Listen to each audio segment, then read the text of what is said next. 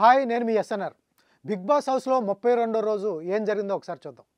అందరూ డేంజర్ జోన్లో ఉన్నారు, ఒక ఇద్దరు తప్ప. వాళ్ళు కూడా రాము, అలాగే ఎమాన్యుల్. వీళ్ళిద్దరూ కూడా డేంజర్ జోన్లో లేరు, మిగతా వాళ్ళందరూ నామినేషన్లో ఉన్నారు. వీళ్ళందరికీ బిగ్ బాస్ డేంజర్ జోన్లో ఉన్న వాళ్ళందరికీ బిగ్ బాస్ ఒక టాస్క్ పెట్టాడు. అది కూడా ఒక 6 పూల్స్ పెట్టాడు. 6 పూల్స్లో పైన ట్యాప్ ఒకటి పెట్టాడు. ట్యాబ్లోంచి వాటర్ పడుతూ ఉంటుంది, ఆ వాటర్ ఫుల్ అయిపోతూ ఉంటుంది. ట్యాబ్లో పడుకోవాలి, పూల్లో పడుకోవాలి. పూల్లో పడుకునేటప్పుడు లేచి కూర్చోకూడదు, నామినేట్ అయిపోతారు.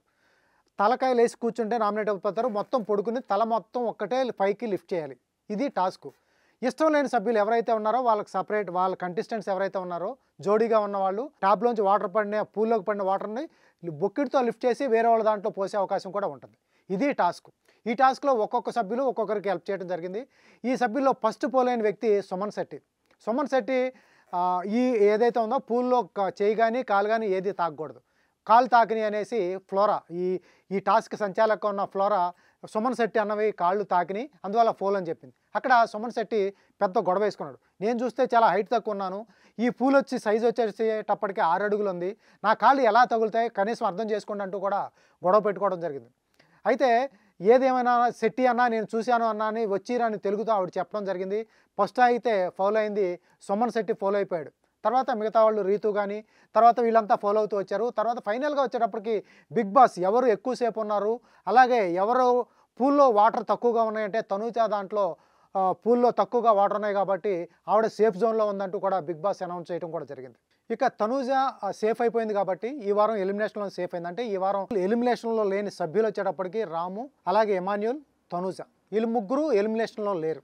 అయితే ఇక తనూజ భరణితో మాట్లాడుతూ చెప్పింది, నాన్న నేను గేమ్ గెలిచేటప్పటికి కనీసం రీతు వచ్చి హగ్ చేసుకోలేదు, కంగ్రాట్స్ కూడా చెప్పలేదు, రీతు మారిపోయిందంటూ కూడా నాన్న ఇదంతా జరుగుతుందంటూ కూడా భరణితో కొంచెం చెప్తూ బాధపడింది. ఇక ఇది పక్కన పెడితే హౌస్లో ఫిఫ్త్ కెప్టెన్ అవటానికి కెప్టెన్సీ టాస్క్ కూడా పెట్టడం జరిగింది. ఆ టాస్క్లో ఒక 6 మెంబర్స్ ఉన్నారు. 6 మెంబర్స్కి కళ్ళకి మాస్క్ ఏదో కట్టారు. మాస్క్ కట్టిన తర్వాత ఒక బజర్ పెట్టారు. ఎవరైతే వాళ్ళ బజర్ నొక్కుతారో ఇప్పుడు వాళ్ళ ఓపెన్ చేస్తారు, మాస్క్ అయితే ఓపెన్ చేస్తారు, ఆ బజర్ ఎవరు నొక్కారనేది వీళ్ళు చెప్పాలి. అది టాస్క్ పెట్టారు. చివరిలో ఫైనల్ అందరూ నామినేట్ అయ్యారు. చివరిలో ఫైనల్ వచ్చేటప్పటికి తనూజ అలాగే కళ్యాణ్ ఉన్నారు. ఫైనల్ రౌండ్ వచ్చేటప్పటికి వీళ్ళిద్దరు ఉన్నారు. వీళ్ళిద్దరిలో ఎవరు హౌస్కి 5వ కెప్టెన్ ఎవరు పెట్టాలి అనే దాని మీద హౌస్ మొత్తం డిస్కస్ చేశారు. కొంతమంది తనూజకి ఫేవర్గా ఉన్నారు, మిగతా వాళ్ళంతా కళ్యాణ్కి ఫేవర్గా ఉన్నారు.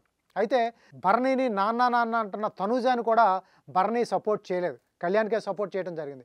తనూజాకి సపోర్ట్ చేసింది సంజన, ఫ్లోరా ప్లస్ ఇంకో వ్యక్తి ఎవరో తనూజాకి సపోర్ట్ చేశారు. మిగతా వాళ్ళందరూ కూడా హౌస్లో వాళ్ళందరూ కూడా రీతు కానీ, పవన్ కానీ, తర్వాత ఎమాన్యుల్ కానీ అందరూ వచ్చేసేటప్పటికి కళ్యాణ్కే సపోర్ట్ చేయడం జరిగింది. సో 5వ కెప్టెన్ హౌస్లో, బిగ్ బాస్ హౌస్కి 5వ కెప్టెన్గా కళ్యాణ్ ఎన్నికవడం జరిగింది. ఇక హౌస్లో ఎవరెవరు ఎలాంటి పెర్ఫార్మెన్స్ చేస్తున్నారు అనే విషయానికి వస్తే ఫస్ట్ కెప్టెన్ గురించే మాట్లాడుకుందాం. గతంలో 2వ వారం నుంచి కూడా కళ్యాణ్ కామనర్గా వచ్చాడు. కామనర్గా వచ్చి హౌస్లో ఏం కనిపించట్లేదు, ఏ ఆట కనిపించట్లేదు, కళ్యాణ్ కూడా కనిపించట్లేదు అంటూ చాలామంది చెప్పడం కూడా జరిగింది. నాగార్జున గారు కూడా స్టేజ్ మీదకి చెప్పడం జరిగింది, నీ మీద చాలా అంచనాలు ఉన్నాయి కానీ నువ్వే గేమ్లో కనిపించట్లేదు అన్నారు. బట్ ఇంప్రూవ్ అవుతూ తన ఆటలో, టాస్క్లో ఇంప్రూవ్ అవుతూ ఫైనల్గా 5వ కెప్టెన్గా హౌస్లోకి వచ్చాడు. అంటే కళ్యాణ్ ఆటలో చాలా ఇంప్రూవ్మెంట్ ఉంది. అలాగే డిమాండ్, పవన్, రీతు వాళ్ళు టాస్కులు ఆడుతున్నారు. గెలుస్తున్నారో ఓడిపోతున్నారో పక్కన పెడితే టాస్కులు బాగా ఆడుతున్నారు, ఫిజికల్ టాస్కులు చాలా బాగా ఆడుతున్నారు.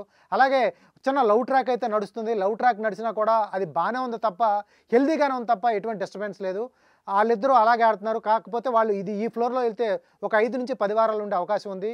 నిన్న గూగుల్ ఓటింగ్ చూసుకుంటే రీతుకు బాగా ఓట్లు అయితే డల్గా ఉన్నాయి. అయితే రీతు ఇంకా ఆడాలేమో, ఇక జెన్యూనిటీ ఉండాలేమో అనిపిస్తుంది. ఇక దివ్య వచ్చేటప్పటికి దివ్య కూడా బాగానే ఆడుతుంది, బాగా ఫైట్ చేస్తుంది, బాగా డిఫైన్ చేస్తుంది. తన మీదకి వచ్చిన ఏదైతే వచ్చిందో దాన్ని డిఫైన్ చేసుకుంటుంది. శ్రీజ కూడా బాగానే ఆడుతుంది. శ్రీజకి గతంలో కూడా ఓట్లు తగ్గినాయి, కాకపోతే ఓట్లు పెరుగుతూ వస్తుంది. తన ఆటలో జెన్యూనిటీ కనపడుతుంది. ఇక మిగతా ఆట వచ్చేటప్పటికి ఫైట్ కూడా బాగానే ఇస్తుంది కాబట్టి శ్రీజకు కూడా ఓట్లు బాగానే ఉన్నాయి. ఇక భరణి వచ్చేటప్పటికి స్టార్టింగ్లో ఫస్ట్ వీక్లో గ్రాస్ బాగా పెరిగింది, అతను బాగా ఓట్లు వస్తాయనుకుంటున్నారు. కాకపోతే భరణి కూడా చాలా గ్రాఫ్ అయితే అనూహ్యంగా తగ్గిపోయింది, చాలా డ్రాప్ వచ్చేసింది.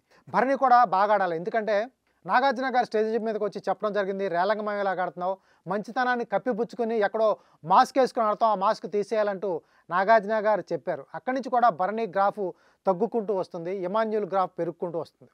ఇక్కడ డిమాండ్, పవన్ కానీ, తర్వాత కళ్యాణ్ కానీ, సుమన్ శెట్టి బాగా ఆడుతున్నాడు, ఫ్లోరా చాలా బాగా ఆడుతుంది. రెండు వారాల నుంచి ఎలిమినేషన్లో ఉన్న ఫ్లోరా బాగా ఆడుతుంది. సో అందరూ బాగా ఆడుతున్నారు. కొంతమంది మాత్రం కొంత మాస్కులు పెట్టుకు ఆడుతున్నారు, వాళ్ళైతే జాగ్రత్తగా ఉండాలి.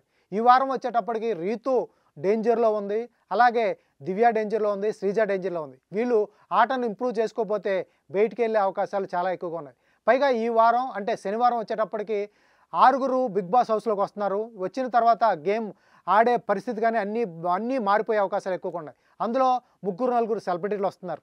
వీళ్ళు వచ్చిన దగ్గర నుంచి ఆట చాలా మలుపులు తిరిగే అవకాశం ఉంది. ఇప్పుడు వరకు బిగ్ బాస్ గేమ్ కొంచెం డల్గా ఉన్నా సెలబ్రిటీలు వస్తున్నారు కాబట్టి ఇంకా పుంజుకునే అవకాశం కూడా ఎక్కువగా ఉంది.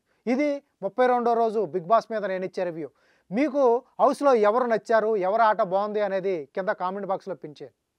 ఎప్పుడైనా ఎక్కడైనా మీ చేతిలోనే వార్తా ప్రపంచం. మీ మొబైల్లో, మీ కంప్యూటర్లో, మీ టీవీలో. సాక్షి టీవీ డిజిటల్ ప్రసారాల కోసం లాగిన్ అవ్వండి www.youtube.com/sakshi tv. సబ్స్క్రైబ్ సాక్షి టీవీ యూట్యూబ్ ఛానల్.